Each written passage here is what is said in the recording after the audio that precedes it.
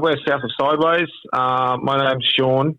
I'm the lead vocalist, and we have Joshy, who is our lead guitarist, and Tom, the bass guitarist, and Matthew, who is the drummer. So we're a four-piece, hard-hitting rock band out of the Gold Coast.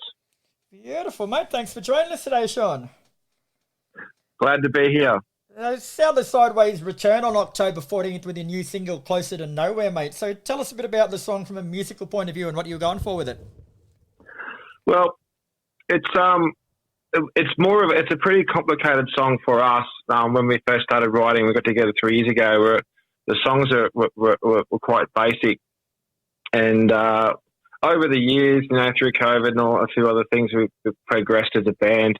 And this song, it's got a lot of moving parts to it. And the producer that we've got at the moment, Kalen, who's really helping us out at the moment.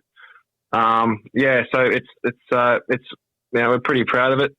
It's basically lyrically, it's about pretty much a bloke who has a near-death experience and woke up one day and realised that climbing the corporate ladder and becoming making as much money as you can and being all that is just not that important anymore. And he's trying to change his life around and concentrating on things that's important to him, like being happy and like love and family and stuff like that. That's basically the gist of the song, I guess. Yeah, cool. And the song starts with like an almost Egyptian sounding intro before a guitar lick reverberates and the music kicks in. So is that meant to highlight the contrast between light and shade in your music? Yeah, we do. We do write our last two released singles are pretty much. We do tend to do a bit of a long intro that's sort of and then leads into the song. That's something that we talked about it, but it was more of a thing that come on in the studio. But that is pretty indicative of the way we do write our songs. We do have those intros that lead into the first verses. So yeah, it kind of gives it a little bit of a light and dark sort of thing, bit of colour to the song, so to speak. And you mentioned your two previous songs, so you've released The Light You Promised and Consequences. So how does Closer to Nowhere differ to those songs? The Light You Promised we wrote about 3 years ago. Right. And went through a different producer, and Consequences and Closer to Nowhere is with our current producer. I just think that the Closer to Nowhere was more about mental health, which I'm sure we can all touch on, and the challenges that comes with suffering from anxiety and stuff like that. That's what this song was basically. That song's about. And Consequences is about basically making decisions and paying the consequences for those decisions. The songs for us, they're very personal because I do write all the lyrics and I like to tell personal stories through those lyrics that you can hear them probably coming out in the songs. Mm-hmm. And are the songs part of a bigger album picture, mate, or are they just standalone singles at this stage? Yeah, they're standalone singles at this stage.